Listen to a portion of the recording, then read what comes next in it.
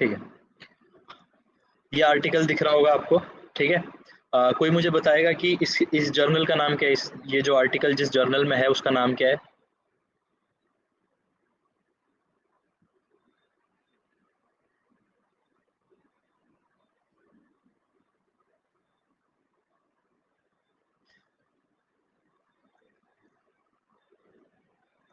ठीक है, ये जो राइट लेफ्ट टॉप पे दिख रहा है आपको, लेफ्ट कॉर्नर पे, ये इस जर्नल का नाम है जिसमें आर्टिकल पब्लिश हुआ है, ठीक है। Journal of international society of sports nutrition, ठीक। ये एक आर्टिकल है। अब आर्टिकल क्या होता है, सबसे पहले जब हम रिसर्च प्रोसेस को स्टार्ट करते हैं तो हमारी रिसर्च, हम आज एक ओवरव्यू ले रहे हैं इसका, जो हमने ऑलमोस्ट पूरा पढ़ लिया तो काफ़ी टाइम हो गया, इसलिए हम आज एक ओवरव्यू ले लेते हैं। रिसर्च प्रपोजल होता है, ठीक है। रिसर्च प्रपोजल को साइनॉप्सिस भी कहा जाता है। तो ये रिसर्च स्टार्टिंग जर्नी की एकदम स्टार्टिंग होती है, ठीक है।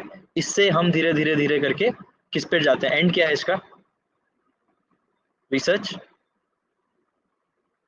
रिपोर्ट, ठीक है, रिसर्च रिपोर्ट, ठीक। इसी को हम डेजर्टेशन या थीसिस के नाम से भी जानते हैं।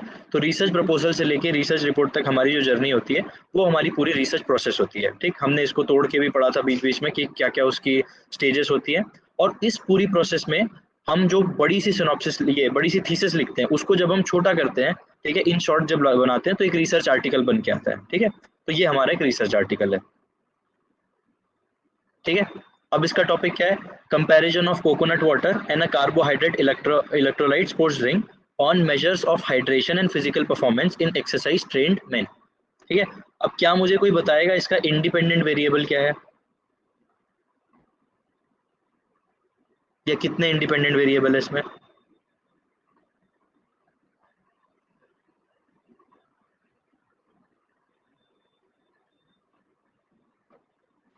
तो देखो, दो इंडिपेंडेंट वेरिएबल है, एक तो है कोकोनट वाटर और एक है कार्बोहाइड्रेट इलेक्ट्रोलाइट स्पोर्ट्स ड्रिंक, ठीक है। इसका मतलब क्या कि इन दोनों को वो कंपेयर कर रहे हैं, कोकोनट वाटर को जो कि एक ऑर्गेनिक बेवरेज है, और कार्बोहाइड्रेट इलेक्ट्रोलाइट स्पोर्ट्स ड्रिंक जो हम यूजुअली कंज्यूम करते हैं, उन दोनों को कंपेयर किया है। ये एक वैसे भी एक काफ़ी इंटरेस्टिंग रिसर्च आर्टिकल हो सकता है, ठीक है। On measures of hydration and physical performance, hydration और फिजिकल परफॉर्मेंस, अब ये दो क्या है, हाइड्रेशन और फिजिकल परफॉर्मेंस क्या है? डिपेंडेंट वेरिएबल, ये डिपेंडेंट वेरिएबल, ठीक है। तो हम इफेक्ट देखना चाह रहे हैं कोकोनट वाटर का, इन दोनों पे क्या आया, इलेक्ट्रोलाइट का हाइड्रेशन और फिजिकल परफॉर्मेंस पे क्या आया। और हम ये भी देखना चाह रहे हैं कि क्या इन दोनों में कोई डिफरेंस है, मतलब कोकोनट वाटर इससे बेटर है या फिर इलेक्ट्रोलाइट जो है, जो नॉर्मली हम स्पोर्ट्स ड्रिंक कंज्यूम करते हैं, वो इससे बेटर है। दोनों में से ये देखना चाह रहे हैं, ठीक है। फिर अच्छा, इसमें ये क्या है, एक्सरसाइज ट्रेंड मैन, ये क्या है, क्या ये लिखना जरूरी था यहाँ पे, ये है क्या?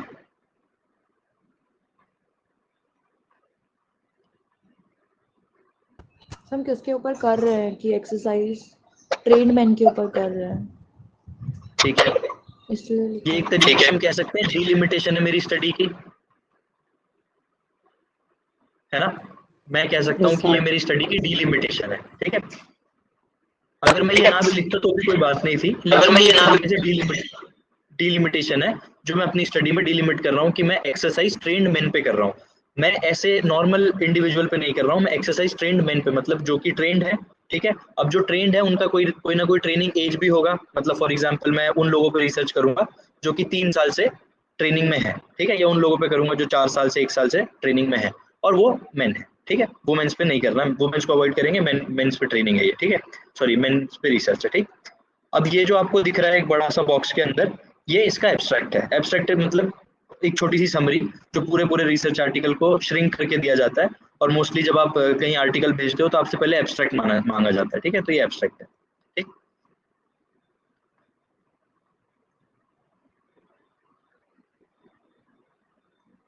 ठीक है, अब अगर आप मेथोडोलॉजी को देखोगे तो यहाँ पे following 60 minute bout of dehydration treadmill 12 exercise trend man, तो हमें सैंपल साइज पता चल गया कि 12 एक्सरसाइज ट्रेंड मैन थे, ठीक है। रिसीव बॉटल वाटर, ठीक, bottle water, pure coconut oil water और इलेक्ट्रोलाइट स्पोर्ट्स ड्रिंक, ठीक है। 3 तरीके से उन्होंने 3 चीजों को कंपेयर किया है, ठीक है। एक तो कॉन्सेंट्रेटेड कोकोनट वाटर है और एक स्पोर्ट्स ड्रिंक है, ठीक है। इन तीनों को कंपेयर किया। अब इसमें एक बहुत इंटरेस्टिंग टर्म आपको देखने मिलेगा, सिंगल ब्लाइंड, सिंगल ब्लाइंड, क्या कोई बता सकता है इसका मतलब क्या हुआ? सिंगल ब्लाइंड का मतलब क्या होगा? Sir, only researcher knows about the treatment. Exactly यहीं पे आज जो हमने पढ़ना है ना वही है जो मैंने मतलब जो अभी हम पढ़ेंगे, threats to internal and external validity. ठीक है, इंटरनल और एक्सटर्नल वैलिडिटी को आज हमको पढ़ना है। तो क्या होता है, थोड़ा सा हम उस पर जाएंगे एक बार।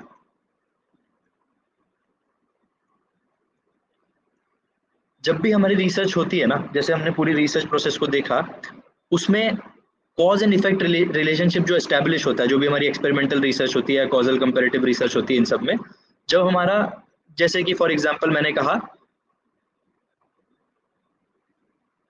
कि कोकोनट वाटर से रिकवरी पे इफेक्ट आता है। ठीक है, मैंने रिसर्च कर ली और मैंने पाया कि ठीक है कोकोनट वाटर से रिकवरी पे इफेक्ट आता है, लेकिन क्या मैंने एक्स्ट्रानियस वेरिएबल्स जो बीच के थे उनको मतलब कंट्रोल किया?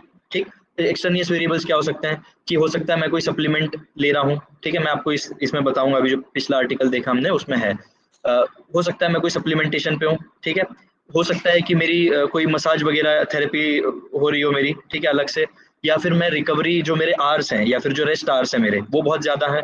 ठीक है, और इसकी वजह से रिकवरी ज्यादा हो रही हो, तो ये हमने देखा था एक्स्ट्रानियस वेरिएबल्स हैं, एक तरीके से एक्स्ट्रानियस वेरिएबल्स हैं जिनको रिसर्चर अपनी रिसर्च में इंक्लूड नहीं करता, एड्रेस नहीं करता, लेकिन इसका इफेक्ट रिकवरी पे देखने मिलेगा।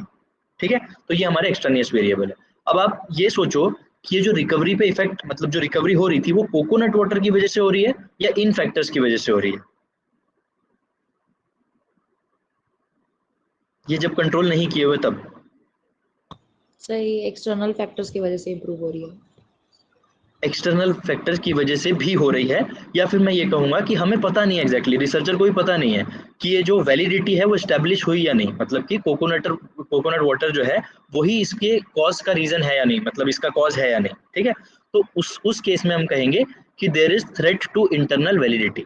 थ्रेट टू इंटरनल वैलिडिटी, तो इंटरनल वैलिडिटी क्या है कि जब हमारा cause and effect relationship clear ना हो, स्टैब्लिश्ड ना हो, ठीक है, उसको बोलेंगे हम इंटरनल वैलिडिटी।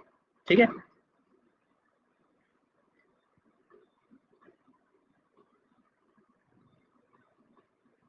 यहाँ पे अगर ये बुक देखेंगे हम, नेल्सन वाली बुक से हम देख रहे हैं, तो gaining internal validity involves controlling all variables so that researcher can eliminate all rival मतलब कि उसका कंपेटिटिव जो भी है, all rival hypothesis as explanation for the outcome observe.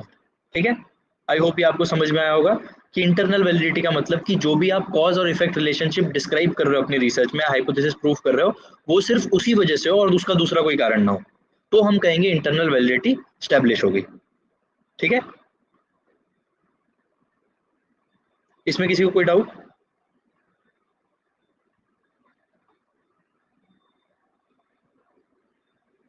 अब sir, external validity, internal validity क्या होगी कि रिकवरी किस वजह से हो रही है, हमें ये पता करना है, तो हमने एक रिसर्च की। ठीक, रिसर्च में हमें मिल गया, ऑल्दो रिसर्चर ने ये चीजों को जो है कंट्रोल नहीं किया, लेकिन उसको रिजल्ट पॉजिटिव मिल गया कि जो कोकोनट वाटर है या जो भी उसने इलेक्ट्रोलाइट ड्रिंक पी उसकी वजह से रिकवरी हो रही है। ठीक है, लेकिन जब उसने एक्स्ट्रानियस को कंट्रोल नहीं किया, तो देयर आर पॉसिबिलिटीज कि एक्स्ट्रानियस ने इसकी रिकवरी को इफेक्ट किया होगा या आउटकम को या डिपेंडेंट वेरिएबल को इफेक्ट किया होगा। ठीक है, उस केस में हम ये नहीं कह सकते कि जो ये आउटकम है उसका कॉज कोकोनट वाटर या इलेक्ट्रोलाइट ड्रिंक ही है, उसके कॉज दूसरे भी हो सकते हैं। तो इंटरनल वैलिडिटीज कि आप जब दूसरे राइवल हाइपोथेसिस मतलब कि दूसरे अल्टरनेटिव एक्सप्लेनेशंस को छोड़ दे रहे हो, उनको कंसीडर नहीं कर रहे अपनी स्टडी में, तो वहां पे इंटरनल वैलिडिटी एस्टेब्लिश नहीं होगी। ठीक है, लेकिन आपकी स्टडी में जब प्योरली आपने ये बता दिया कि हाँ यही कॉज है और इसकी इसी की वजह से ये रिकवरी हो रही है, तो वहां पे हम ये कहेंगे कि इंटरनली ये वैलिड है। ठीक है, फॉर एग्जाम्पल कि आप एक कोच हो, आपने एक ट्रेनिंग दी, ठीक, और वो बच्चा कहीं और भी ट्रेनिंग ले रहा है, तो ये आप कैसे प्रूव करोगे कि वो बच्चे की जो इंप्रूवमेंट हुई है वो आपकी कोचिंग से हुई है ना किसी और की कोचिंग से, या फिर खुद के खेलने से या फिर पुराने एक्सपीरियंस से? तो उसके लिए आपको वो सारी चीजों को कंट्रोल करना पड़ेगा, तब आप कह सकते हो कि ये जो इंटरनली ये चीज वैलिड है ना, जो आपका एक्सपेरिमेंट है वो सब वैलिड है। सेकेंड पॉइंट देखेंगे एक सर बार। हाँ, सर इसमें जो वो होता है अपना कंफाउंडिंग वेरिएबल होता है, वो तो होगा ना इसके अंदर, हो सकता है मतलब? हाँ, कंफाउंडिंग वेरिएबल हो सकता है। कंफाउंडिंग वेरिएबल तो हमने कहा था ना, रिसर्चर उसको उतना कंट्रोल नहीं कर सकता, मतलब है ना। एक्सट्रानियस ऑल्दो उसको पता होता है, लेकिन कंफाउंडिंग में प्रॉब्लम ये होती है कि वो उसको कंट्रोल नहीं कर सकता, है ना। Okay sir, thank you. ठीक। अब सेकंड पॉइंट देखना है, internal validity refers to the degree of confidence that causal relationship, जो मैं बता रहा था, causal relationship being tested is trustworthy and not influenced by other factors. मतलब दूसरे फैक्टर्स से ना इन्फ्लुएंस होके जो भी रिसर्च है वो आपकी अपने कॉज से हुई है, जो आप खोजना चाह रहे थे, जो आप पहचानना चाह रहे थे। ठीक है, तो दिस इज इंटरनल वैलिडिटी। हाँ हाँ, सर बोल सकते हैं इंटरनल वैलिडिटी मींस अगर कॉज क्लियरली डिफाइंड है, ओनली देन इंटरनल वैलिडिटी है। आपकी आवाज क्लियर नहीं है।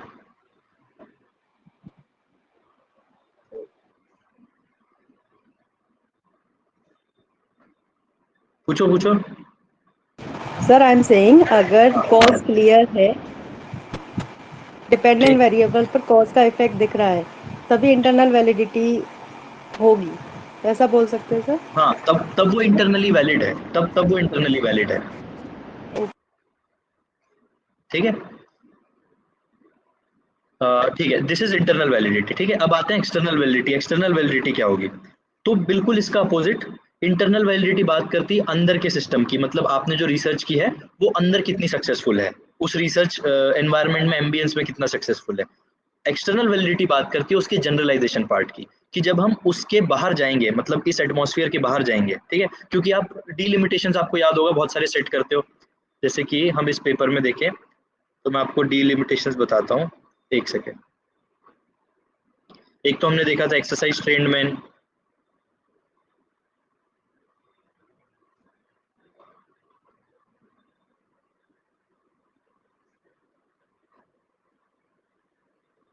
ये देखो एक डिलिमिटेशन ये है।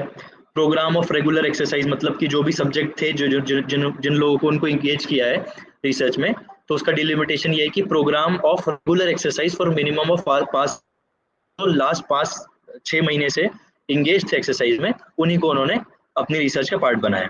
ठीक है, उसके बाद बहुत सारे और भी उन्होंने किए हुए हैं कि सब्जेक्ट्स जो है नॉन स्मोकर होना चाहिए, ये आप ध्यान से देखना।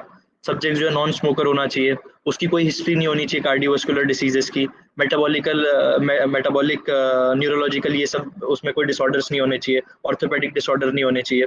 ठीक है, ये सारे हैं इसके डिलिमिटेशंस।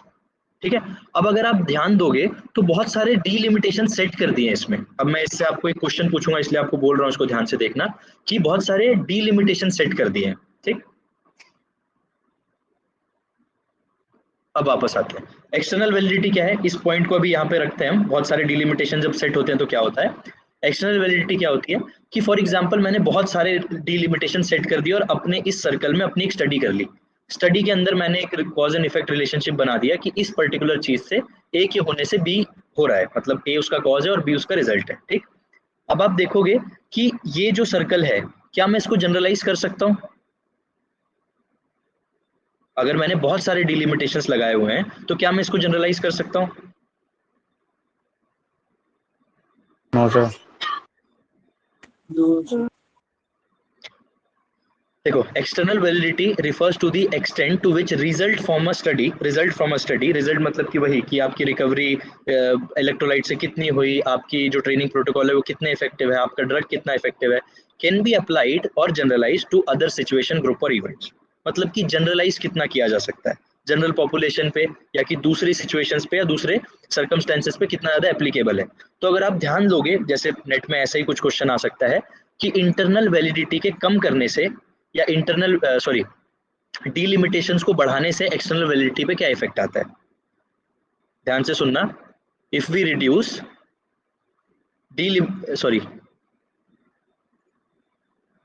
if we increase delimitations of a study, what will be the effect on external validity? Increase होगी कि डिक्रीज होगी? सर डिक्रीज हो जाएगी ये तो। ऐसा क्यों?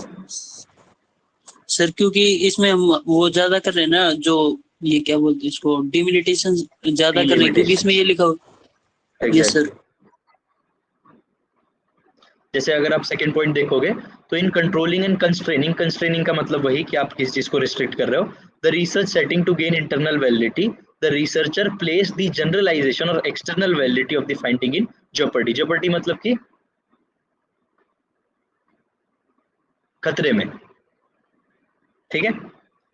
तो हम जब बहुत ज्यादा अगर इंटरनल वैलिडिटी की तरफ ध्यान दें और उसमें डीलिमिट कर दें तो हो सकता है कि एक्सटर्नल वैलिडिटी पे जो है खतरा होगा, ठीक है। अब अगर आप इस डायग्राम को देखोगे तो आपको और अच्छे से समझ में आएगा कि ट्रुथ इन द स्टडी, उस स्टडी में कितनी सच्चाई है, मतलब आपका जो ड्रग है या आपकी जो ट्रेनिंग है वो कितनी इफेक्टिव है, ट्रुथ इन द स्टडी और ट्रुथ इन रियल लाइफ। तो रियल लाइफ वाला है generalization, that is known as external validity, और इन द स्टडी है इंटरनल वैलिडिटी, ठीक है।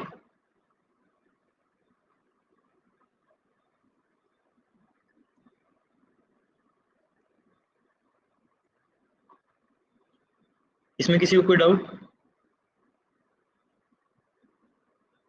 सर हम ये चीज कह सकते हैं कि जैसे जो मतलब ये हमारी सर जो एक्सटर्नल वैलिडिटी अगर किसी रिसर्च में हम ज्यादा अच्छी रखते हैं तो इंटरनल थोड़ी सी चांस है कि हाँ वो अपने आप अच्छी हो सकती है। अगर वो ग्रुप हम मतलब अगर हमारा जो मतलब हमारा जो टॉपिक अगर वो ज्यादा सही है या इफेक्टिव ज्यादा है तो अगर आपका कॉज इफेक्टिव है, अगर आपका कॉज इफेक्टिव है तो वैलिडिटी में तो दोनों ही वैलिडिटी अच्छी होंगी, इंटरनल भी एक्सटर्नल भी। लेकिन कई बार जब हम डीलिमिटेशंस बहुत ज्यादा लगा देते हैं, फॉर एग्जांपल देखो जैसे एक छोटा सा एग्जांपल लेते हैं, subjects for should not be non smokers, ठीक है। अगर कोई स्मोकर है, फॉर एग्जांपल अगर कोई अब स्मोकर है तो हम ये कहेंगे कि भाई कोकोनट वाटर का उस पे या उस इलेक्ट्रोलाइट ड्रिंक्स का उस पे इफेक्ट नहीं आएगा। इसका मतलब क्या हुआ कि हमारी एक्सटर्नल वैलिडिटी पे थ्रेट हुआ है, एक्सटर्नल वैलिडिटी कम हुई। लेकिन अगर ये स्टडी ऐसी होती कि जिसमें स्मोकर नॉन स्मोकर या अल्कोहलिक नॉन अल्कोहलिक का कोई इंगेजमेंट नहीं होता और हम सभी टाइप के सैंपल्स को लेते हैं, तो हम क्या कह सकते हैं, हमने इसकी एक्सटर्नल वैलिडिटी को या जनरलाइजेबिलिटी को हमने इंक्रीज कर दिया, ठीक है। Yes sir. जैसे कि अगर हम ये कहें कि कोविड वैक्सीन, ठीक है, कोविड वैक्सीन में बहुत कम डिलिमिटेशंस थे। अगर आप देखो तो उसने ऐसे नहीं कि आप स्मोकिंग करते हो कि आप जो वैक्सीन मोस्टली बनती है उसके डिलिमिटेशंस बहुत ज्यादा होते नहीं है ना।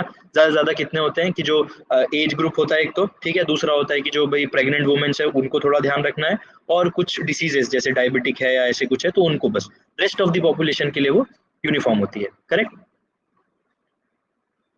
Yes sir. ठीक है, अब हमने डीलिमिटेशन के एग्जांपल तो देख लिए, लिमिटेशंस के एग्जांपल देखो। एक कंटिन्यू यूजिंग, हाँ डिलिमिटेशन लगाएंगे। डिलिमिटेशन,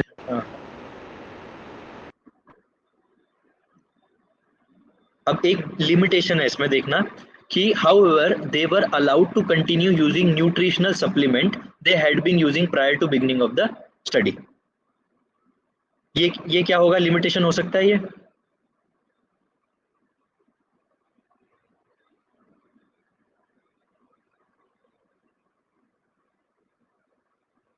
जो लोग पहले से कोई न्यूट्रिशनल सप्लीमेंट ले रहे थे, फॉर एग्जांपल मल्टीविटामिन दिया हुआ है यहाँ पे, कैल्शियम सप्लीमेंट हो सकता है, तो वो लोग उसको कंटिन्यू कर सकते हैं। अगर जो पहले से कर रहे थे उसको कंटिन्यू कर सकते हैं। तो क्या ये कोई थ्रेट हो सकता है इंटरनल या एक्सटर्नल वैलिडिटी पे?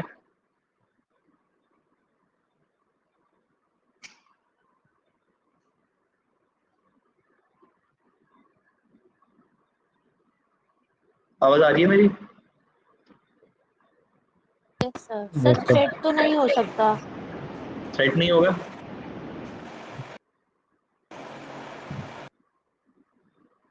फॉर एग्जाम्पल अब यहाँ पे कोई कैल्शियम कंज्यूम कर रहा हो, कैल्शियम टैबलेट्स कंज्यूम कर रहा हो, ठीक है, तो उस केस में क्या इसकी इंटरनल वैलिडिटी पे कोई इफेक्ट आएगा?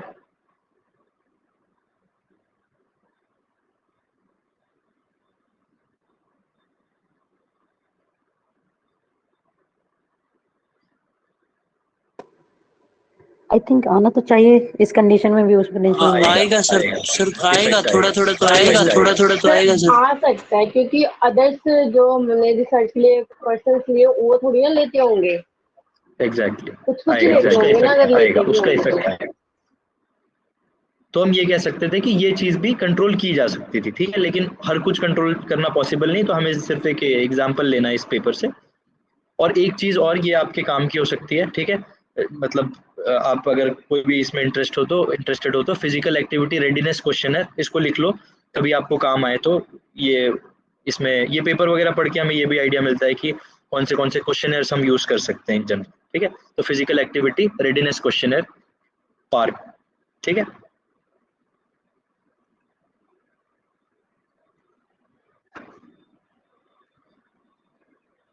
ठीक है, सिंगल ब्लाइंड अभी हम देखेंगे जब थ्रेड्स की बात करेंगे तब। अच्छा, हम हाइड्रेशन स्टेटस कैसे मेजर करेंगे? अब देखो हाइड्रेशन स्टेटस क्या होता है। हाइड्रेशन स्टेटस हमने आपको याद होगा कि कुछ जो चीजें होती है वो कंसेप्ट होती हैं, जिसने क्लास की है पहले उसको याद होगा। फॉर एग्जाम्पल इमोशन क्या है, क्या इसको डायरेक्टली मेजर किया जा सकता है? No sir. कौन सा सर? ये कंसेप्ट है। जब भी हमको कंसेप्ट को मेजर करना होता है तो हम कैसे करते हैं? उसके इंडिकेटर्स में। ठीक है, पहले उसके इंडिकेटर्स को देखते हैं और इंडिकेटर्स को मेजर करते हैं। ठीक है, लेकिन फॉर एग्जांपल मुझे एजिलिटी टेस्ट करनी है तो कि ये कंसेप्ट है, सीधे सीधे हम इसको टेस्ट कर सकते हैं। टेस्ट कर सकते हैं सर इसको डायरेक्ट एजिलिटी वेरिएबल के लिए सिंपल सा मेरे पास टेस्ट है, ये 20 मीटर शटल रन करा लूँ और मैं टेस्ट कर लूँगा। ठीक है, तो वैसे ही हाइड्रेशन स्टेटस एक कंसेप्ट है जिसमें बहुत सारे इंडिकेटर्स हो सकते हैं। ठीक है, तो आप जब भी स्टडी करो, रिसर्च करो, तो आपको देखना है कि कोई भी कंसेप्ट के क्या क्या इंडिकेटर्स हो सकते हैं। तो अगर आप इसमें देखोगे तो क्या होगा? Mass, fluid retention, plasma osmolality, urine specific gravity, ये सब आप हाइड्रेशन स्टेटस में अगर चेक करोगे तो मतलब ये सब वेरिएबल्स को चेक करोगे तो आपको हाइड्रेशन स्टेटस पता चल जाएगा उसका। ठीक है,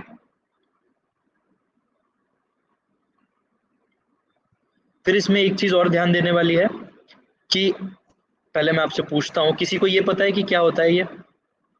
अभी हमने लास्ट टॉपिक ही पढ़ा था तो वो हमने डिजाइन्स पे पढ़ा था, रिसर्च डिजाइन्स पे पढ़ा था, तो उसमें ऐसे कुछ याद है किसी को क्या था ये?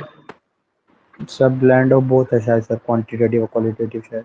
Exactly, blend of qualitative and quantitative. तो अगर आप यहाँ तक देखोगे तो स्टडी में क्वांटिटेटिव का यूज किया गया है, लेकिन अगर आप यहाँ पे देखोगे तो subjective measure of thirst, bloatness, refresh stomach upset, tiredness, ये सबको यूज किया गया है एक 5 पॉइंट विजुअल एनालॉग स्केल से। ठीक है, एक सब्जेक्टिव मेजरमेंट की तहत उन्होंने उसको टेस्ट किया है।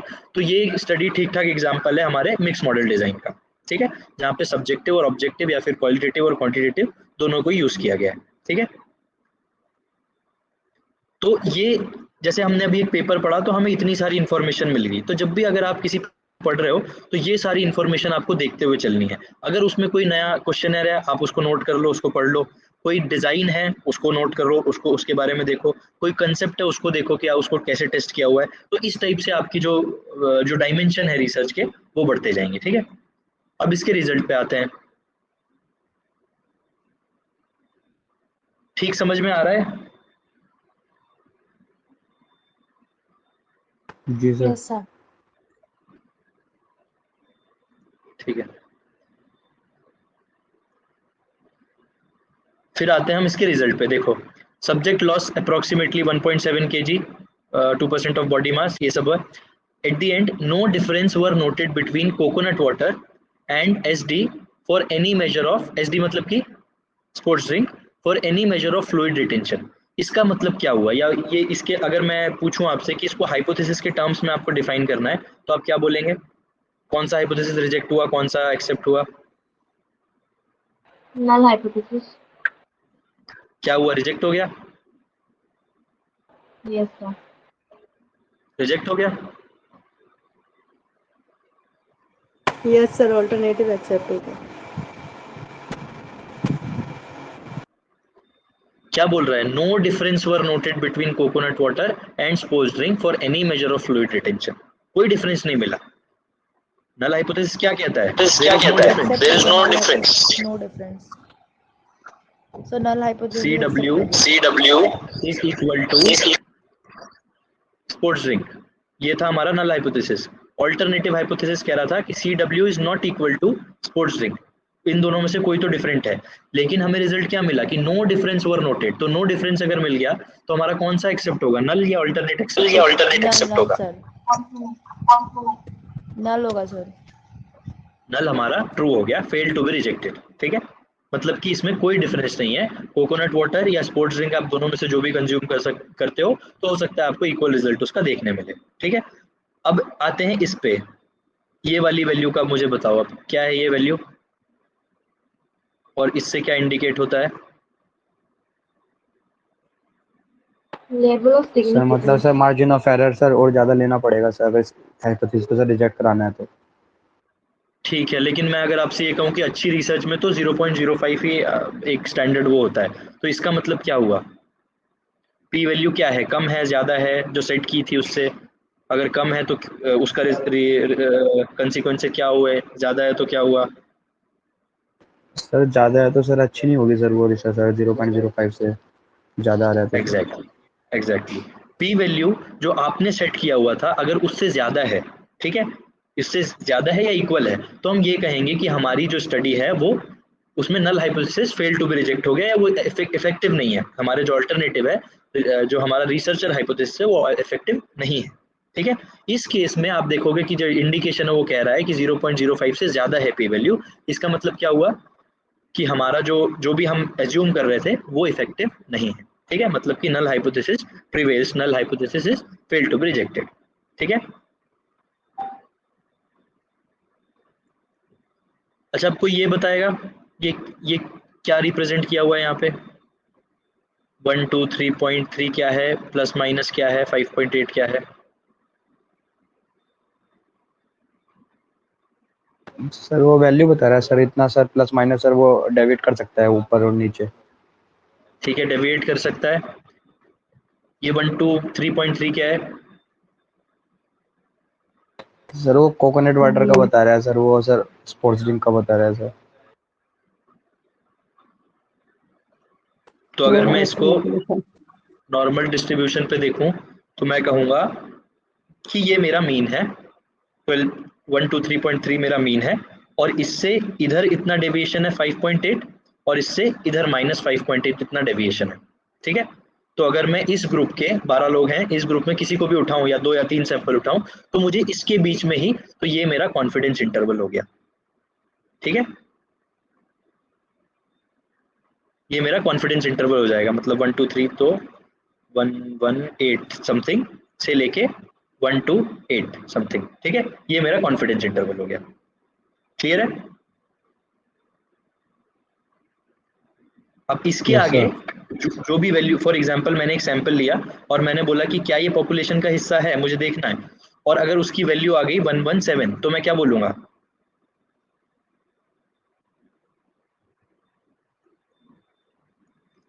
सैंपल सर वो पॉपुलेशन मतलब का कोई है या नहीं रिप्रेजेंटेटिव है? नहीं है सर। सैंपल जो है पॉपुलेशन को बिलोंग नहीं करता। ठीक है, ठीक है, हाँ, आइदर वे वो भी कह सकते हैं, ट्रू रिप्रेजेंटेटिव नहीं है, लेकिन हम एक सैंपल की बात कर रहे हैं तो वो हम कहेंगे कि सैंपल जो है पॉपुलेशन को बिलोंग नहीं करता। ठीक है, वो भी कह सकते हैं, वो भी ठीक है कहना।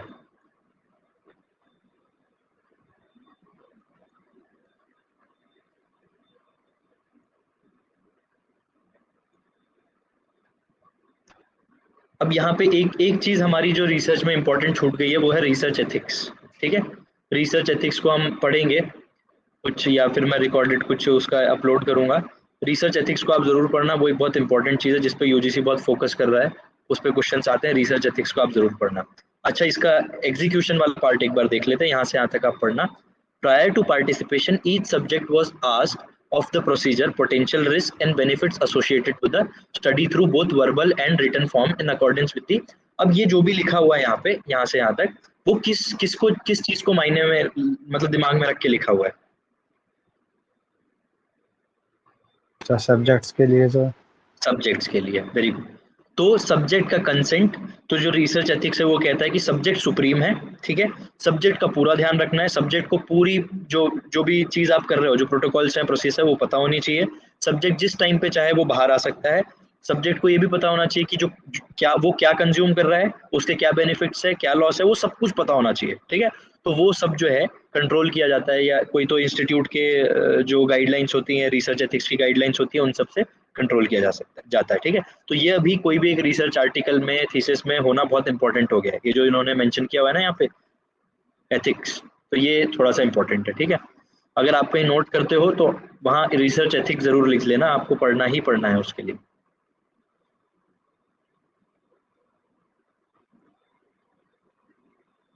ठीक है, आई होप अब आपको इंटरनल एक्सटर्नल वैलिडिटी समझ में आया होगा।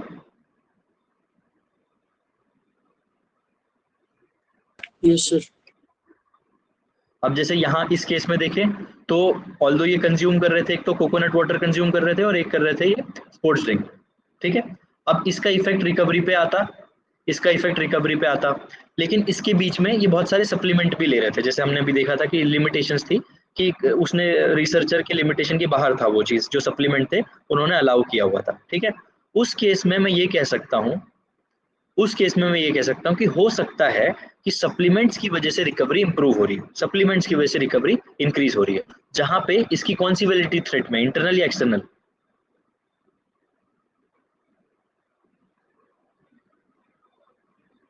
इंटरनल या external validity? Internal, internal sir. Internal validity को थ्रेट है, ठीक है। और अगर मैं ये कहता हूँ, अब ध्यान से सुनना, ये मैं ये कहता हूँ कि जो हमने डीलिमिटेशंस लगाए हुए थे, नॉन स्मोकर नहीं होना चाहिए, सॉरी स्मोकर नहीं होना चाहिए, अल्कोहल वाला नहीं होना चाहिए, जो दूसरे सप्लीमेंट अभी स्टार्ट नहीं करेगा वो सबके, तो उस केस में अगर डीलिमिटेशन बढ़ जाते हैं तो कौन सी वैलिडिटी को थ्रेट होगा? सर एक्सटर्नल को। एक्सटर्नल। एक्सटर्नल, क्योंकि एक्सटर्नल बात करता है जनरलाइजेबिलिटी, ठीक है।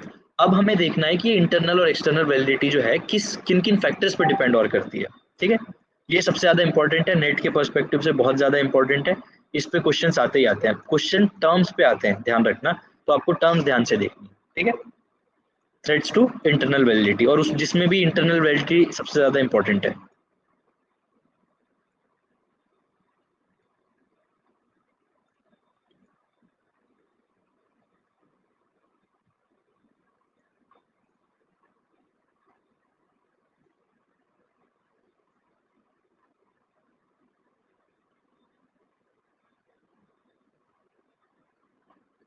एक सेकेंड, ठीक है।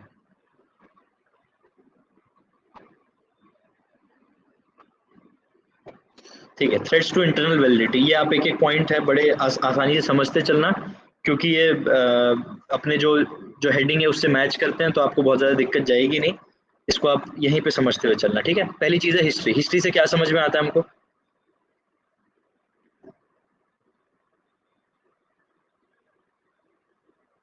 फॉर एग्जाम्पल, मैंने आपका कल फिजिकल फिटनेस टेस्ट लेना है, ठीक है, फिजिकल फिटनेस टेस्ट लेना है, और मैंने यहाँ पे दो ग्रुप रखे हुए हैं, ठीक। दो ग्रुप, एक तो कौन सा, जो लॉकडाउन से पूरा घर पे था, ठीक है, एक तो पूरा घर पे था जो रेस्ट पे था, और दूसरा जो एक साल से पूरा एक्टिव था, टूर्नामेंट्स खेल रहा था।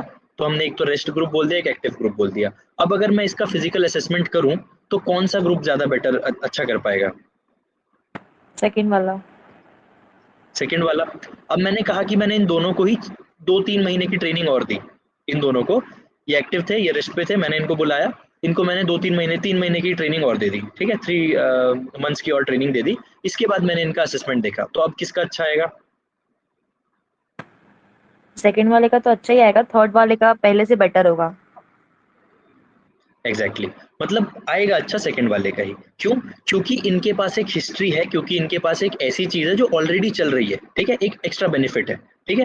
तो हिस्ट्री क्या होती है कि जब आप किसी दो ग्रुप पे ऐसे काम करते हो जहाँ पे एक का कुछ एडवांटेज है, या फिर पास्ट इवेंट से कुछ एडवांटेज मिल रहा है उसको, या पास्ट एक्सपीरियंस से कुछ एडवांटेज मिल रहा है, तो उस केस में इंटरनल वैलिडिटी पे थ्रेट है। तो आप अगर मान लेते हैं कि ये कोई सा हमारा कंट्रोल ग्रुप है, अब इसको ध्यान से सुनना आप, ये हमारा कंट्रोल ग्रुप है, ये हमारा एक्सपेरिमेंटल ग्रुप है, ठीक, और ये एक्टिव था, ये रेस्ट पे था, रिसर्चर को ये पता नहीं, उसने दोनों ग्रुप को ही 3 महीने की ट्रेनिंग दी, 3 मंथ्स की ट्रेनिंग शेड्यूल पूरा दिया, और उसने देखा कि यार कंट्रोल ग्रुप तो उतना अच्छा नहीं परफॉर्म कर रहा और एक्सपेरिमेंटल ग्रुप तो बहुत बढ़िया परफॉर्म कर रहा है, और उसने बोला कि जो इफेक्ट आया है वो उसकी स्टडी से आया है। तो क्या इंटरनल वैलिडिटी स्टैब्लिश हुई?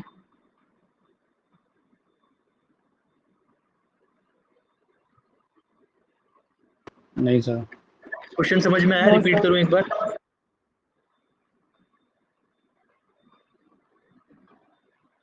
समझ में आया ना जो ये एग्जांपल था हमारा? Yes sir. ठीक है, तो इसमें इस केस में इंटरनल वैलिडिटी एस्टेब्लिश नहीं होगी। क्यों नहीं होगी? ऑल्दो एक्सपेरिमेंटल ग्रुप परफॉर्म अच्छा कर रहा है, लेकिन उसके पीछे रीजन क्या है? उसके पीछे रीजन है कि वो पिछले 1 साल से ऑलरेडी एक्टिव था, उसकी फिजिकल फिटनेस ऑलरेडी अच्छी थी इस ग्रुप से, ठीक है। इसको हम अगर इंटरनल वैलिडिटी स्टैब्लिश करनी है तो हम या तो ऐसा करें कि दोनों ही ग्रुप को पिछले 3 साल से, 2 महीने से, 1 महीने से, 1 साल से एक्टिव हो, जैसे अभी इसके पहले देखा था हमने पेपर में, है ना, आर्टिकल में देखा था। या तो हम ऐसा कर सकते हैं, रैंडमाइजेशन कर सकते हैं, तो इस ग्रुप में भी कुछ रेस्ट हैं, कुछ एक्टिव हैं, इस ग्रुप में भी कुछ रेस्ट हैं, कुछ एक्टिव हैं, तो उस केस में हमें एक बैलेंस रिजल्ट मिल सकता है। तब हमें पता चलेगा कि एक्सपेरिमेंटल ग्रुप की जो या रिसर्चर का जो ट्रेनिंग शेड्यूल था वो अच्छा था या नहीं था। क्लियर है? तो वहां पे ऐसे टर्म आएगा आपको हिस्ट्री, तो history is a threat to internal validity. समझ में आया? क्लियर है? Yes sir. ठीक है, अब आते हैं मैच्योरेशन पे। ठीक, मैच्योरेशन का क्या हो सकता है, जैसे कि आप किसी कॉलेज में गए, किसी कॉलेज में आपने एंट्रेंस लिया और उस टाइम पे आपका फिजिकल टेस्ट हुआ। ठीक, उस टाइम पे आपका फिजिकल टेस्ट हुआ और आपने मान लेते हैं कि कुछ 14 मीटर शॉट ये फेंका, अपना मेडिसिन बॉल थ्रो 14 मीटर फेंका। ठीक है, उसके बाद आपको 6 महीने के लिए ट्रेनिंग दी गई या 3 महीने के लिए ट्रेनिंग दी गई। ठीक है, और उसी ट्रेनिंग के साथ साथ आप मैच्योर भी हो रहे हो, मतलब 6 महीने 1 साल में आप मैच्योर भी हो रहे हो। ठीक है, मतलब आपकी एज ग्रुप भी, जैसे कि रिसर्च कहती है कि एक 8 साल के बच्चे का 8 साल के बच्चे का मतलब फॉर एग्जांपल एक बच्चा है 8 साल 1 महीने का और एक बच्चा है 8 साल 11 महीने का, इन दोनों में जो मस्कुलर डिफरेंस होता है, इन दोनों में जो फिजियोलॉजिकल डिफरेंस होता है वो काफी होता है, मतलब कि बहुत अपेरेंट होता है, तो स्पष्ट होता है, दिखता है। ठीक है, इसीलिए आप देखोगे कि जो अच्छी रिसर्च होती है ना, ये आप भी ध्यान रखना कि जब आप बच्चों पे रिसर्च करो, मोस्टली 11-12 साल या 14 साल तक बच्चों के, तो उन पे आपको ध्यान रखना है कि आपको जो उनकी एज है ना वो मंथ्स में बतानी है, मतलब कि 124 मंथ्स, 148 मंथ्स ऐसे। तो उस केस में ना 148 और 149 का जो डिफरेंस होता है बहुत कम हो जाता है, लेकिन मोस्टली ऐसा करते नहीं है। तो आप इंडिया के जितने पेपर लिखोगे उसमें ईयर्स के हिसाब से ही बोला जाता है, तो ये डिफरेंस आ जाता है। अगर आप किसी चीज़ का टेस्ट जो है 8, मतलब कोई बच्चा अगर 8 साल का हुआ उस पे लो और 8 साल 11 महीने पे लो, तो उसमें आपको काफ़ी डिफरेंस देखने मिलेगा। ठीक है, समझ में आया? Yes sir. ये यस क्लियर सर। है चीज? हाँ, तो इसको बोलते हैं मैच्योरेशन। मैच्योरेशन का मतलब कि टाइम के साथ साथ आप हो सकता है ट्रेनिंग दे रहे हो, लेकिन टाइम के साथ साथ उसकी अपनी फिजियोलॉजी, उसकी अपनी साइकोलॉजी, उसका अपना एक्सपीरियंस भी बढ़ रहा है, उसे हम कहेंगे मैच्योरेशन। और उस केस में अगर आप इसका टेस्ट लो, तो अगर ये 14 मीटर पे फेंक रहा होगा, आपने यहाँ पे कुछ इसको ट्रेनिंग दी जिसको हम एक्स से डिनोट करते हैं, तो हो सकता है यहाँ पे वो 16 मीटर से फेंकने लगे। ठीक है, तो क्या ये रिजल्ट आपके ट्रीटमेंट का है या क्या ये रिजल्ट उसकी फिजियोलॉजिकल डिफरेंसेस का है जो उसमें आ गए हैं ऑलरेडी उसकी बॉडी की वजह से? Physiological changes sir. हो सकता है ना, फिजियोलॉजिकल डिफरेंसेस भी हो सकते हैं या हम कहें ट्रीटमेंट का भी हो सकता है। लेकिन अगर आप इस रिलेशन को एस्टेब्लिश नहीं कर पाए तो इसका मतलब ये थ्रेट है वैलिडिटी पे। ठीक है, समझ में आया? तो there should be a clear difference, एकदम क्लियर डिफरेंस होना चाहिए कि आपने जो अभी टेस्ट किया, आपने जो आज से 1 महीने, 3 महीने, 5 महीने बाद टेस्ट किया, वो क्या रीजन है, उसका रीजन जो इंप्रूव हो रहा है वो क्या रीजन है, तब आप कहोगे कि इंटरनल वैलिडिटी स्टेब्लिश्ड। ठीक है, जैसे कि इसमें लिखा हुआ the children have grown larger and stronger and thus probably run faster, jump higher and throw farther. ठीक है, इसका रीजन ये है। जैसे कि अगर मैं सिर्फ आपको इसलिए बता रहा हूँ क्योंकि असर्शन रीजनिंग में ऐसे स्टेटमेंट आते हैं, unfortunately maturation is the plausible rival hypothesis for the observed increase. ठीक है, अब ऐसे ही सर टेस्टिंग में ये भी होता है। हाँ, सर ये थ्रेड इंटरनल वैलिडिटी के लिए है कि एक्सटर्नल वैलिडिटी के लिए है, तो ये पता कैसे लग रहा है सर? मतलब ये हम स्टेब्लिश कर तो रहे हैं यहाँ पे। एक्सटर्नल मतलब जनरलाइजेशन वाला पार्ट है ना उसका, अभी हम जनरलाइजेशन की तो बात ही नहीं कर रहे। जनरलाइजेशन कब होगा, जब इंटरनल वैलिडिटी स्टेब्लिश हो जाए, तब तो हम जनरलाइजेशन की बात करेंगे। मेरा ट्रीटमेंट सर। इफेक्टिव है या नहीं, पहले तो मैं वो स्टेब्लिश करूं। अगर इफेक्टिव है तो वो बाहर की जनता के लिए कितना इफेक्टिव है वो मैं बाद में स्टेब्लिश करूंगा। Okay sir. ठीक है, मतलब एक चीज इसमें से ठीक निकल के आई, अच्छी निकल के आई कि अगर कोई ट्रीटमेंट इंटरनली वैलिड नहीं है, अगर कोई ट्रीटमेंट इंटरनली वैलिड नहीं है तो क्या वो एक्सटर्नली वैलिड हो सकता है? No sir. No sir. No sir. Possible ही नहीं। अगर कोई ट्रीटमेंट, यही सारे इंटरप्रिटेशन है देखो जो नेट वगैरह में आ जाते हैं स्टेटमेंट, कि अगर कोई इंटरनली वैलिड नहीं है तो आप एक एग्जांपल रख के देखो और यू विल फाइंड कि वो एक्सटर्नली वैलिड भी पॉसिबल ही नहीं है। ठीक है, ठीक है। अब आते हैं टेस्टिंग पे। Testing is almost like maturation, और कुछ स्टडी मतलब कुछ जगह पे अगर आप देखोगे कुछ बुक्स में या कुछ साइट पे वेबसाइट्स पे, तो टेस्टिंग और मैच्योरेशन ऑलमोस्ट एक ही है। बिल्कुल वैसा ही है कि जैसे मैंने आपको बताया था, एक बार स्टैंडिंग ब्रॉड जंप करते करते हम सीख जाते हैं, एक दो अटेम्प्ट के बाद हम अच्छा परफॉर्म करने लगते हैं। ठीक है, या फिर अगर किसी चीज को थ्रो करना है, कोई ऐसी चीज है जिसमें स्किल इन्वॉल्व है, जैसे कि एक बास्केटबॉल शूटिंग है।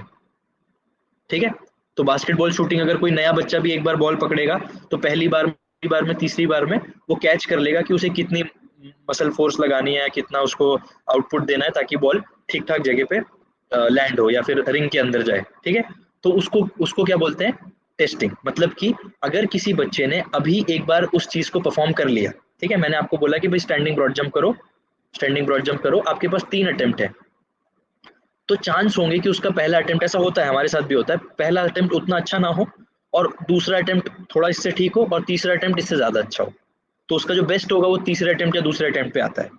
देखा है आपने ऐसा? Yes sir. जी सर। तो इस ये किस चीज का रीजन है, टेस्टिंग का। जब आप मल्टीपल टेस्टिंग देते हो उसको, एक ही चीज की मल्टीपल टेस्टिंग अलाउ करते हो, तो उस केस में क्या होता है, they learn something from performing the test first time, second time, third time and so on. ठीक है, ऐसा बहुत होता है स्किल बेस्ड उसमें, तो उसमें आपको एक ट्रायल से ज्यादा या 2 ट्रायल से ज्यादा नहीं देना चाहिए। ठीक है, फिर आता है इंस्ट्रूमेंटेशन। तो ये हम सारे थ्रेट टू इंटरनल वैलिडिटी पढ़ रहे हैं। ठीक है, कि इंटरनल जो कॉज एंड इफेक्ट रिलेशनशिप है वो कब कब स्टैब्लिश नहीं होता, किन किन कारणों से नहीं होता, उसको क्या क्या थ्रेट्स हैं। ठीक है, इंस्ट्रूमेंटेशन बड़ा सिंपल सा है, एक बहुत सिंपल सा एक वो है, एक मतलब क्वेश्चन है जो आपको याद रखना चाहिए कि किसी भी इंस्ट्रूमेंट को अगर आप यूज कर रहे हो, जब भी आप किसी इंस्ट्रूमेंट को यूज कर रहे हो तो आपको उसको पहले क्या करना चाहिए, बिफोर यूजिंग यू शुड, एक इंपॉर्टेंट टर्म है, किसी को पता है?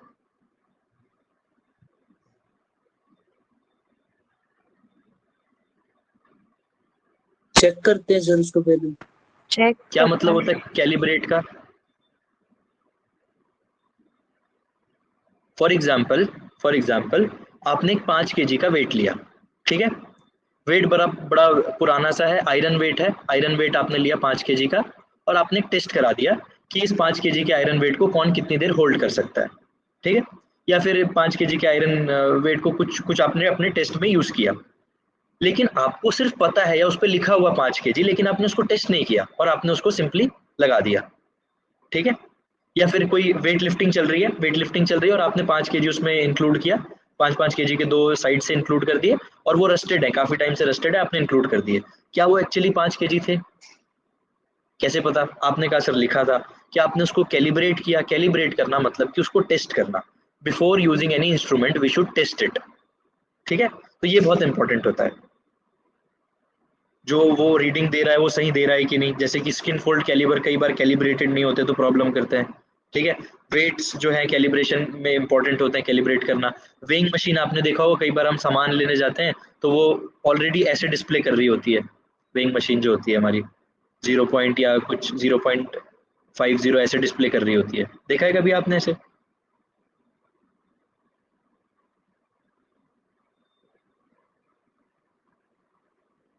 तो इसका मतलब क्या है, वो कैलिब्रेटेड नहीं है। कैलिब्रेटेड मतलब कि उसको ऑलरेडी टेस्ट नहीं किया हुआ। तो किसी भी इंस्ट्रूमेंट को जब आप यूज करते हो तो you need to make sure कि वो टेस्टेड है, ऑलरेडी टेस्टेड है। समझ आ रहा है? Yes sir. ठीक है, हम थोड़े बात पढ़ रहे हैं। तो अब ये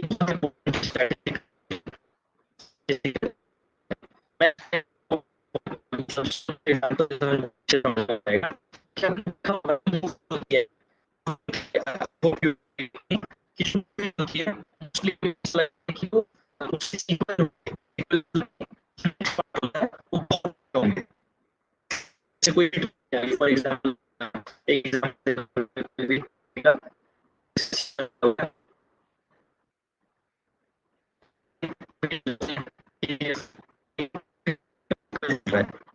आपकी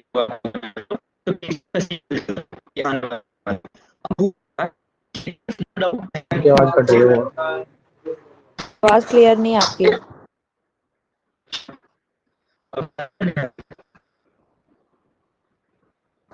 आवाज नहीं आ रही सर आपकी।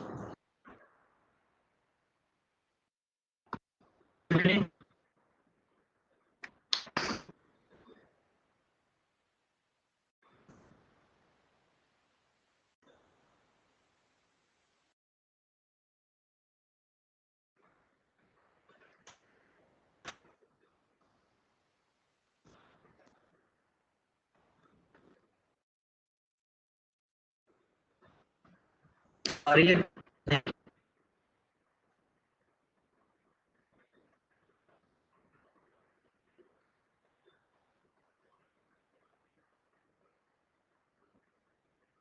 हेलो, सर आपकी आवाज बहुत कट कट के आ रही है।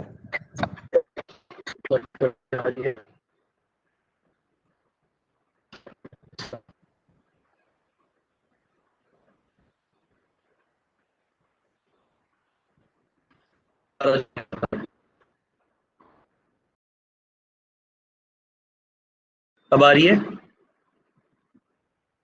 यस सर, अब आ रही है। अब आ रही है।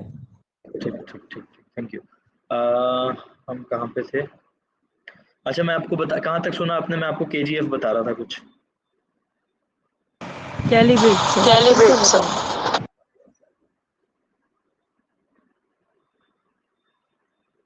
कहाँ तक थे?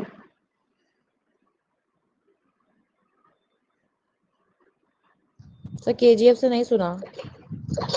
अच्छा, ठीक है। तो स्टैटिस्टिकल रिग्रेशन को समझने का एक बहुत सिंपल सा एग्जांपल है कि आपने देखा होगा कि जब भी कोई मूवी का सीक्वल आता है तो उसकी इतनी हाइप बना दी जाती है, उसको इतना ज़्यादा ओवर एग्जैजरेट किया जाता है कि ये मूवी बहुत ही अच्छी होने वाली है। क्यों?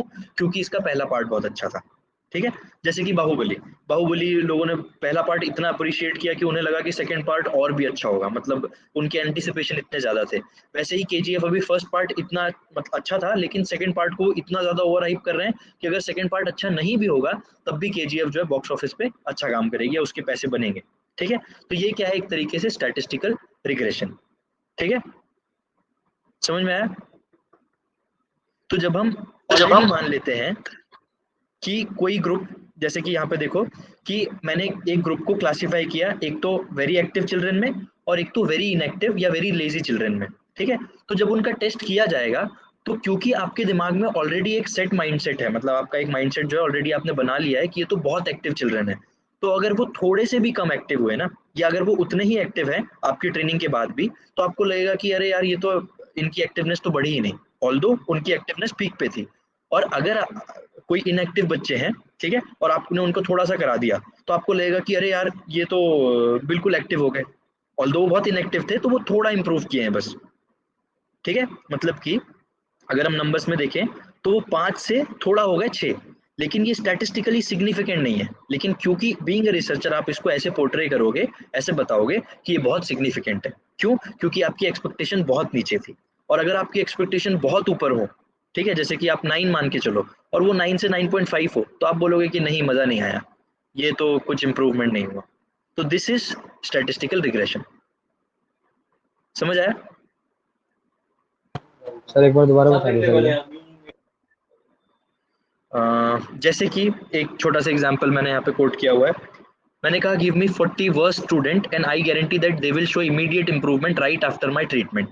अगर मैं किन्हीं मतलब किन्हीं ऐसे बच्चों को जो कभी फिजिकल फिटनेस किया नहीं उन्होंने, ठीक है, कभी फिजिकली फिटनेस किया ही नहीं कभी उन्होंने, मैं उनको ले लूँ और उनको फिटनेस कराने लगूँ, तो उनमें इंप्रूवमेंट आएगा या नहीं आएगा? बहुत बट ऑब्वियस है, एकदम ऑब्वियस सा क्वेश्चन है, उसमें इंप्रूवमेंट आएगा या नहीं आएगा? आएगा सर। क्या चांसेस ज्यादा है? आने के चांसेस ज़्यादा है।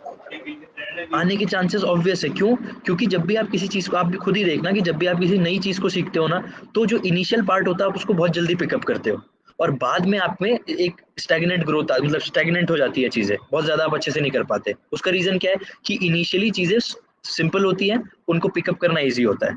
तो वैसे ही अगर मैं कहूँ कि मुझे 40 ऐसे अनट्रेन्ड बच्चे दे दो, मैं उनको ट्रेनिंग करके दे दूंगा, तो मैंने उनको ट्रेन तो किया, लेकिन मैं ये नहीं कह सकता कि मेरा जो ट्रीटमेंट है ना वो बहुत इफेक्टिव है। हम बात कर रहे हैं इंटरनल वैलिडिटी की, तो मैं अपने ट्रीटमेंट को इंटरनली वैलिड नहीं कह सकता। क्यों? क्योंकि जो इम्प्रूवमेंट आया है वो बहुत ऑब्वियस है कि अगर मैं कुछ भी कराता तब भी आ जाता। समझ आया? Yes sir. ठीक है, तो this is statistical regression. Statistical regression मतलब कि वही कि जो इम्प्रूवमेंट आया है दैट शुड बी सिग्निफिकेंट। वो सिर्फ ऐसे नहीं कि हमने बोला कि अरे यार ये तो कोई इम्प्रूवमेंट ही नहीं हुआ। आई सपोज अगर जैसे हमने पहले बात की थी कि अगर उसेन बोल्ट का टाइमिंग है 10.58 और अगर वो 10.57 कर ले तो इज दिस सिग्निफिकेंट?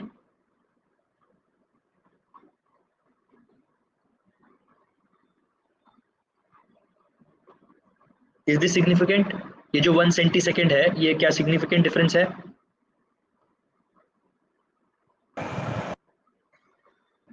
जल्दी जल्दी जल्दी। यस। यस ये सर। बहुत सिग्निफिकेंट डिफरेंस है क्योंकि यहाँ पे अब इससे नीचे जाने के चांस ही नहीं थे, लेकिन बीइंग अ कोच आपने कुछ ऐसा ट्रीटमेंट दिया जो उसका और कम हो गया। लेकिन अगर मैं ये कहूँ कि एक नॉर्मल सा बच्चा है वो 15 सेकंड में कर रहा था और मैंने कहा कि अब वो 14.5 सेकंड में कर रहा है या 6 सेकंड में कर रहा है, तो is this a significant difference? Yes sir. No sir. ये सिग्निफिकेंट है? No sir. No sir. ये सिग्निफिकेंट नहीं है। क्यों? क्योंकि बड़ा छोटा सा डिफरेंस आया है उस जगह पे जहां बहुत बड़ा डिफरेंस आ सकता था। और बीइंग अ कोच या बीइंग अ रिसर्चर मैं ये नहीं कह सकता कि मेरा जो ट्रीटमेंट मैंने दिया वो बहुत इफेक्टिव है। इस केस में भले ही एक छोटा सा 0.1 सेंटी-सेकंड का इफेक्ट आया है, लेकिन मैं कह सकता हूँ कि being a researcher, being a expert, मेरा बहुत कंट्रीब्यूशन रहा है, बहुत इंप्रूवमेंट हुआ है। ठीक है, तो दिस इज स्टैटिस्टिकल रिग्रेशन। इसको अगर किसी को डाउट है तो एक बार आप दोबारा से पढ़ना, इसके बारे में आप थोड़े एग्जांपल्स वगैरह देखना तो आपको समझ में आएगा, या फिर इसी इसी को पढ़ लोगे तब भी समझ में आ जाएगा।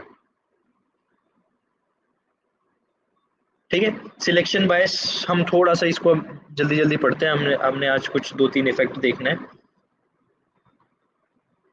सिलेक्शन बायस मतलब वही सिंपल सी चीज़ है, कभी कभी रिसर्चर जो है उन अच्छे लोगों को अपनी रिसर्च में अपने कंट्रोल ग्रुप में, सॉरी ट्रीटमेंट ग्रुप में शामिल कर लेता है, या कभी कभी उन ऐसे बच्चों को कंट्रोल ग्रुप में भेज देता है जो उतने अच्छे नहीं है, जिसको पता है इंप्रूवमेंट नहीं आएगा। ठीक है, तो उस केस को बोलते हैं सिलेक्शन बायस। बायसनेस से तो आपको समझ में आ ही रहा होगा, जहाँ पे रैंडमाइजेशन ना होके बायसनेस हो तो उसको हम कहेंगे सिलेक्शन बायस। ठीक है, अब होता है एक्सपेरिमेंटल मोर्टेलिटी। मोर्टेलिटी का मतलब क्या होता है?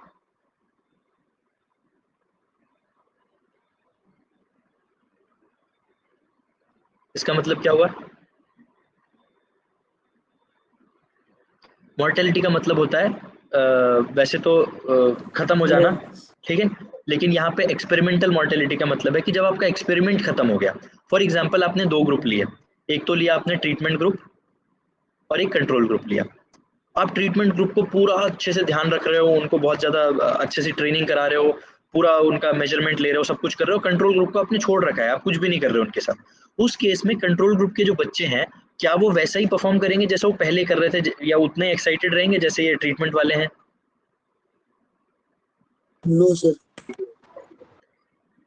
वो क्या हो जाएंगे? Participant in the control group become bored, lose interest and drop out of the study. वो क्या करेंगे, यहाँ पे वो जैसा भी परफॉर्म कर रहे हो उनको कोई फर्क नहीं पड़ेगा क्योंकि उन पे कोई ध्यान नहीं दे रहा। ठीक है, तो वो इतने अच्छे से परफॉर्मेंस भी नहीं करेंगे अपनी, और वो कोशिश करेंगे कि वो स्टडी के बाहर आ जाए। ठीक है, तो this is known as experimental mortality. इसको काउंटर करने के लिए एक इफेक्ट कोई बता सकता है मुझे? पहले पढ़ा हुआ है हमने प्लेसिबो। इसको। Exactly, placebo. ठीक है, placebo effect is to counter the experimental mortality, ताकि कंट्रोल ग्रुप बना रहे कि उस वो भी कुछ कर रहा है। तो जब हम इसको ट्रीटमेंट देंगे एक्स, इसको एक्स ट्रीटमेंट देंगे, इसको भी हम वाई नाम का कोई ना कोई ट्रीटमेंट देंगे। ऑल्दो वो ट्रीटमेंट बहुत डिजाइन नहीं होगा, लेकिन वो लगना चाहिए कि कुछ ना कुछ ट्रीटमेंट है। ठीक है, जैसे कि यहाँ पे हम कोई पिल दे रहे हैं, कोई ड्रग दे रहे हैं, तो सप्लीमेंट दे रहे हैं, कुछ भी दे रहे हैं, पिल दे रहे हैं, तो यहाँ पे भी हम एक हो सकता है कि शुगर पिल दे दें या उसको ऐसे ही कोई गोली दे दें ताकि उसको ऐसा लगे कि हाँ मुझे भी कुछ ना कुछ ट्रीटमेंट दिया जा रहा है। ठीक है,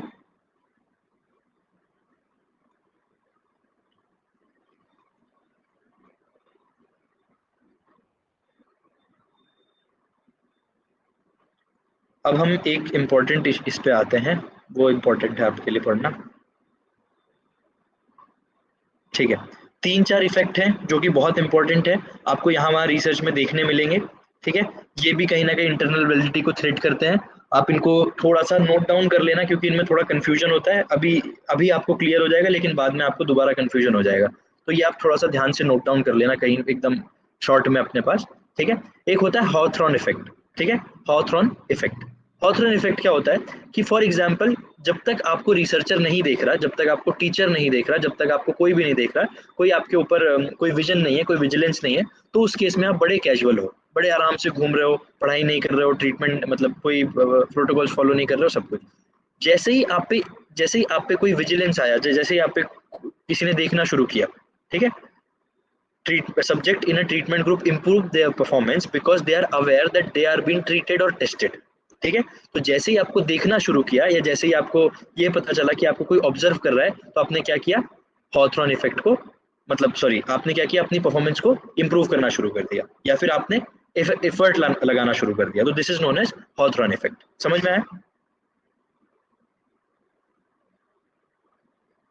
इसे कहा जाता है ऑब्जर्वर इफेक्ट, इसे कहा जाता है ऑब्जर्वर इफेक्ट भी। आपको कंफ्यूज नहीं होना, मैं क्यों कह रहा हूँ वो नीचे आपको पता चलेगा।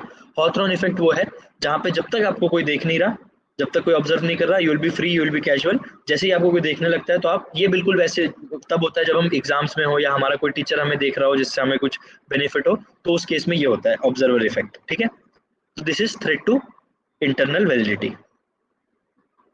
ठीक है,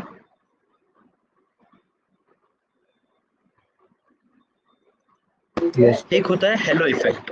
हेलो इफेक्ट क्या होता है, फॉर एग्जांपल आपके पास कोई इंडिविजुअल आए, ठीक है, और वो आपसे वो बड़ा सूट बूट में हो, मतलब सूट बूट में हो, आपके एकदम अच्छे से तैयार होके आया हो, और दूसरा जो है एकदम बेकार से कपड़े में, एकदम यूजुअल से कपड़े में आया हो, तो आपके दिमाग में किसकी इमेज ज्यादा इंटेलेक्चुअली हाई बनेगी? आपको क्या लगेगा अगर मैं आपसे पूछूं कि इन दोनों में से इंटेलेक्चुअली अच्छा कौन सा है, तो ज्यादा चांसेस क्या है कि आप किसकी तरफ पॉइंट आउट करोगे? जिसके कपड़े अच्छे हैं। इसकी तरफ या फिर इसकी तरफ, ए की तरफ या बी की तरफ?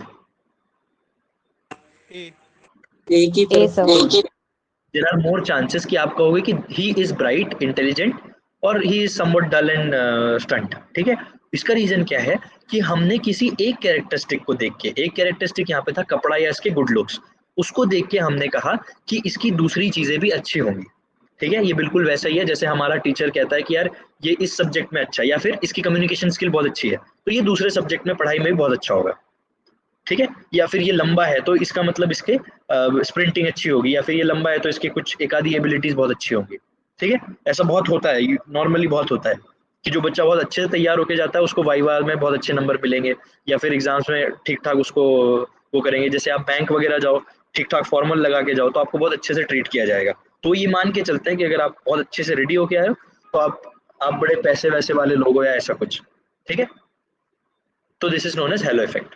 Halo effect, sometimes called as halo error, is the tendency for positive impression of a person, company, brand, product in one area of positivity, in one area to positively influence one's opinion or feeling in other area। मतलब एक area का यहाँ पे थी dress, दूसरे area मतलब कि intellectual ability पे इफेक्ट आया। ठीक है, क्लियर है? इसका एग्जांपल कैसे होगा सर, मतलब रिसर्च में से क्या सर, इसका रिसर्च में मतलब सिग्निफिकेंस कैसे होगा?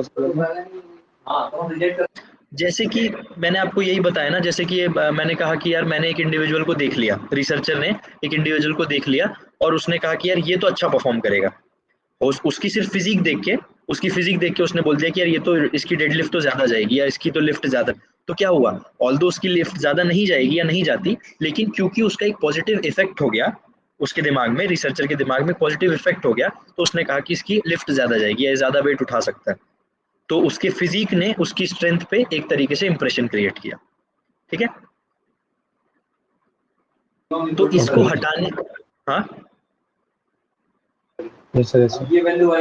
इसको हटाने के लिए एक होता है, जैसे अभी जो हमने देखा था शुरू में, single blind study. Single blind study का मतलब क्या हुआ कि फॉर एग्जांपल ये एक्सपेरिमेंटल ग्रुप है, ये कंट्रोल ग्रुप है। अब आपको क्या लगता है कि किसके सक्सेस रेशियो ज्यादा होंगे, कंट्रोल के कि एक्सपेरिमेंटल के? हेलो इफेक्ट को ध्यान में रख के बोले तो एक्सपेरिमेंटल के, मैं कहूँगा एक्सपेरिमेंटल के लोग बहुत इंटेलेक्चुअल है, ये बहुत बढ़िया है, अच्छे से ड्रेस होके आ रहे हैं, देखो इनके बाल वाल कितने सही है। लेकिन तब बोलूंगा जब मुझे पता है कि एक्सपेरिमेंटल कौन सा है, कंट्रोल कौन सा है। ठीक है, अगर ये सिंगल ब्लाइंड स्टडी क्या होती है कि रिसर्चर को नहीं पता कि एक्सपेरिमेंटल कौन सा है, कंट्रोल कैसा है, कौन सा है। ठीक है, this is known as single blind study. हो सकता है कि ये एक्सपेरिमेंटल हो, ये कंट्रोल हो। ठीक है, तो this is known as single blind study. Single blind is the alternative to reduce हमारा ये जो internal threat to internal validity. ठीक है, जो भी थ्रेट है उसको हटाने के लिए काम आता है सिंगल ब्लाइंड और डबल ब्लाइंड। समझ में आया? यस ठीक है, लास्ट है एविस इफेक्ट। एविस इफेक्ट क्या है? Aves effect occur when subject in a control group discover they are in control group and they react by trying harder। Hawthorne effect में क्या हो रहा था कि जैसे ही एक्सपेरिमेंटल ग्रुप को देखने शुरू कर दिया या फिर उनको जैसे ऑब्जर्व करना शुरू कर दिया, तो वो क्या कर रहे थे? अटेंटिव हो जा रहे थे। ठीक है, वो एक्सपेरिमेंटल ग्रुप के लिए रेडी हो जा रहे थे। यहाँ पे क्या है कि जब कंट्रोल ग्रुप को आपने ऐसे पता चल गया कि हम कंट्रोल ग्रुप में हैं, ठीक है, तो they will be putting their more effort या putting their optimum effort to outsmart experimental group.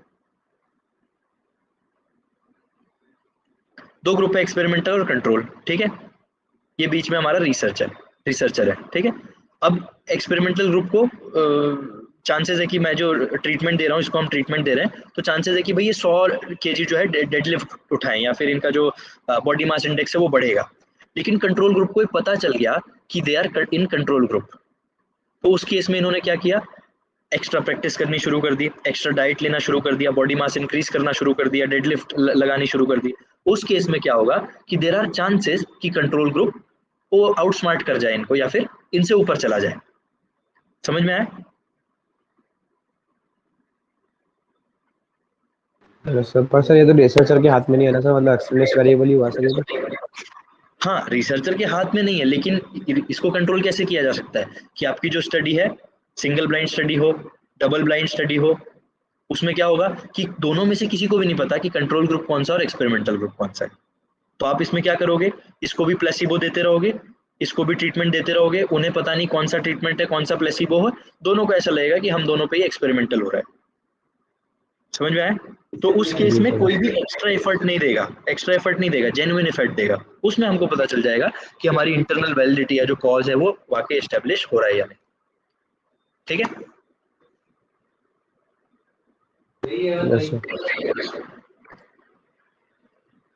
Sir पर वो सब्जेक्ट्स को पता कैसे चलेगा कि मैं मेरे पे ही मतलब कंट्रोल ग्रुप में हूँ मैं करके? बाय एनी वे उनको पता चल गया। जैसे आप कंट्रोल ग्रुप को कुछ भी नहीं दे रहे हो, ट्रीटमेंट नहीं दे रहे हो, वो रूम पे सो रहे हैं, अगले वाले ग्राउंड पे मेहनत कर रहे हैं। आप एग्जांपल ले लो अपने कॉलेज का कि उसमें क्या होता है, मोस्टली आप एक्सपेरिमेंटल ग्रुप को कराते रहते हैं और अपने कंट्रोल ग्रुप को छोड़ देते हैं, आराम करने देते हैं, कुछ अपनी शूटिंग करो या अपना काम करो या अपने रनिंग करो। तो उस केस में अगर उनको ये पता चल गया या उनमें से कुछ लोगों को ये पता चल गया कि we are been kept out of the room, हमको बाहर रखा जा रहा है इस रिसर्च से, या हम उतना इंपॉर्टेंस नहीं दिया जा रहा, उस केस में वो और स्मार्ट करने की कोशिश करते हैं, मतलब अपने आप को ज्यादा एफर्ट लगाने की कोशिश करते हैं। ठीक है, यस सर। ये आप बड़े मतलब ऑन ग्राउंड अगर अप्लाई करके देखोगे ना, छोटी छोटी चीजें होती हैं, बहुत छोटी छोटी चीजें होती हैं। जैसे कि कोई बच्चे हैं, छोटे छोटे बच्चे हैं, उनको ये पता चल गया कि यार इनको ज्यादा इंपॉर्टेंस दी जा रही है, तो वो ज्यादा एफर्ट लगाने की कोशिश करते हैं और एफर्ट लगाते हैं। तो यही सब जो है छोटी छोटी चीजें रिसर्च में इम्पैक्ट कर जाती है। ठीक है,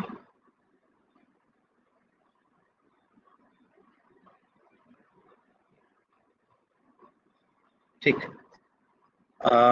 तो ये हमारा ये इधर एंड करेंगे हम ये वाला चैप्टर। तो ठीक है, इसमें 2-3 चीज़ें छोटी हैं, इंटरनल वैलिडिटी, एक्सटर्नल वैलिडिटी को, तो वो आप खुद से देखना। उसमें बहुत ज़्यादा हार्ड या टिपिकल कुछ भी नहीं है, जो हमने डिस्कस किया वही है। इंपॉर्टेंट चीज़ें थी वो मैंने आपको डिलीवर करने की कोशिश की। ठीक है, ये जो एविस इफेक्ट था, हॉर्थरॉन इफेक्ट था, ये सब। ठीक है, कल से हम फिजियोलॉजी स्टार्ट करेंगे। ठीक है,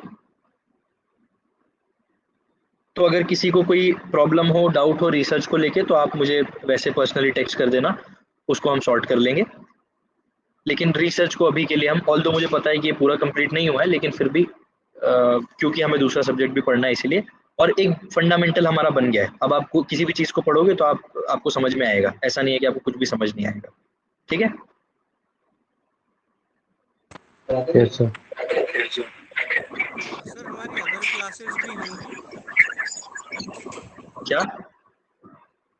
जो हमारी और क्लासेस होती थी, जैसे ज्ञानम गुरु सर की होती थी और हाँ हाँ हाँ, महेंद्र सर की होती थी, तो वो क्लासेस भी होंगी। उनका उनका आइडिया नहीं मुझे, उनका आइडिया नहीं।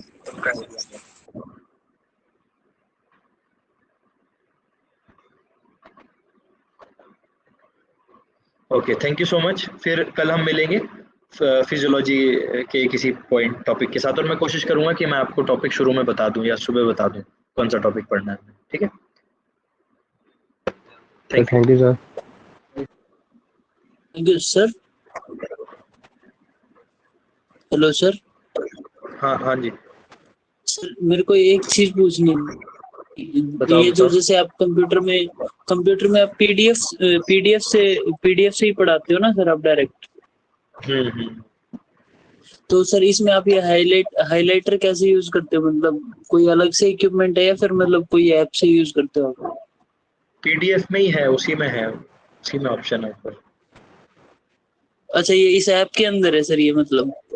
हाँ हाँ हाँ, बहुत ठीक है सारे सर, इसके मेरे को एप्लीकेशन भी पता आते नहीं। हैं ऐसा नहीं है। ठीक है सर, मेरे को पता नहीं था इसलिए पूछ लिया था सर। ठीक ठीक ठीक, ओके।